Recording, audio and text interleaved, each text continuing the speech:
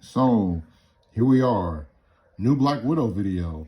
Why? Because the Black Widow video I made is the most popular video on my channel. So here I am, thirsty for more views, making a new video about the same topic, even though everything pretty much went as anybody with, I don't know, even an ounce of pessimism could see coming.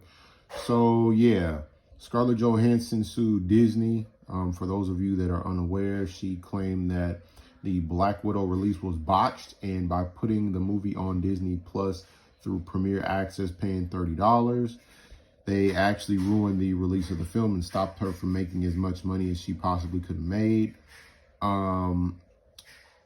Things escalated from there. Disney put out a really crass, badly worded statement in response to her lawsuit, and basically nobody sympathized with their side of the issue. Everyone thought Disney was terrible, and it really helped Scarlett Johansson's case in the court of public opinion. But in the court of law, which is where all of this will be decided, Disney argued that this never should go before a jury because taking Marvel out of her initial suit, which she did to avoid arbitration, is the ultimate outcome. It's completely inevitable because she signed a contract through Marvel Entertainment to reprise her role as Black Widow. There is a clause for arbitration and an act of God. So Marvel's covered a few ways. Scarlett Johansson and her legal team were hoping to circumvent arbitration by naming Disney in the suit and saying that Disney participated in torturous interference. So stepped in and made the contract void or in some way infringed upon Scarlett Johansson's benefits as outlined in the contract and went against the contract knowingly. So that's where we're at right now. Disney is countering that Scarlett Johansson really doesn't have a leg to stand on legally, and this case never should have been actually brought before a judge. It never should have been filed. There never should have been any additional paperwork done that would create a lawsuit. Everything should have been arbitrated. And essentially, Marvel is correct. She did sign paperwork that meant she has to go into arbitration. There's really no way around that. There's a reason why they make talent sign these kinds of contracts, and it's so there can't be big lawsuits, costly legal battles, the selling of the Disney brand out in public, which is what Scarlett Johansson was banking on. So arbitration was meant to keep all this under wraps.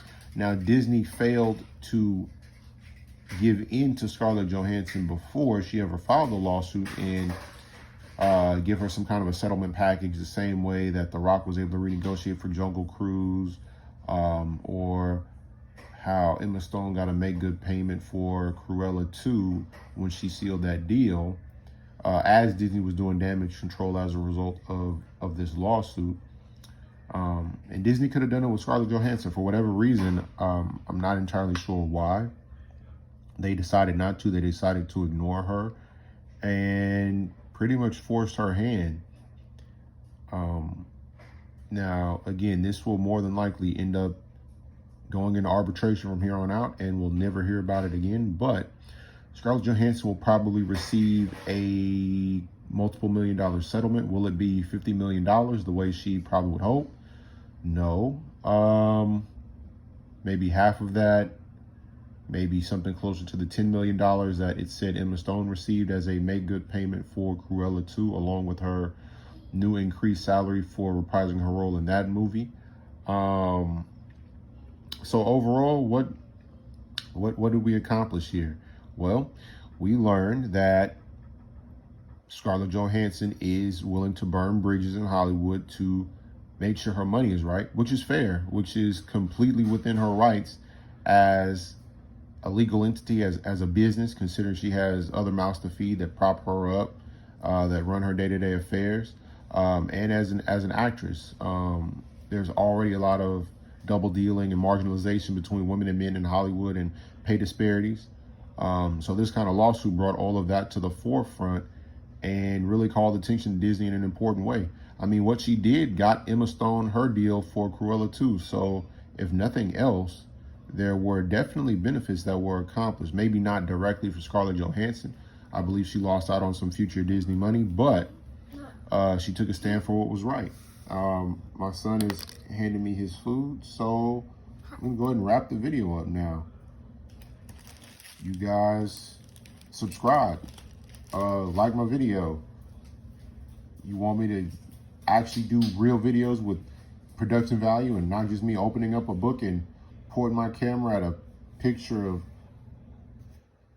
Black Widow, not really the Scarlett Johansson version, but pretty cool version, then yeah, like it. Join the channel, subscribe, comment on the video.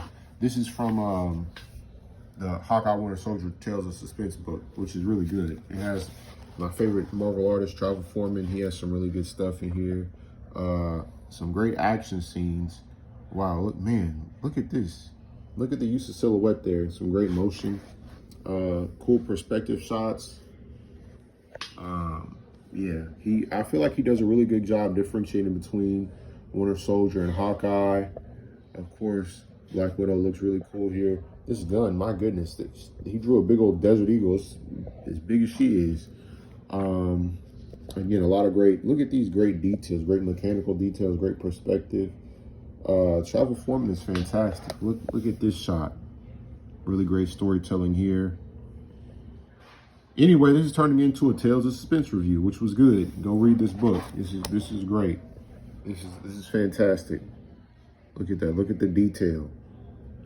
Anyway, yeah, so the Scarlett Johansson lawsuit situation is pretty much resolved. That's going under wraps, and we'll never hear about it again. But what she did was great, and she stood up for female creators, female artists, and I'm sure what she did has repercussions across Disney.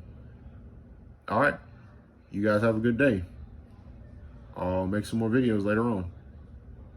Like and subscribe. Bye.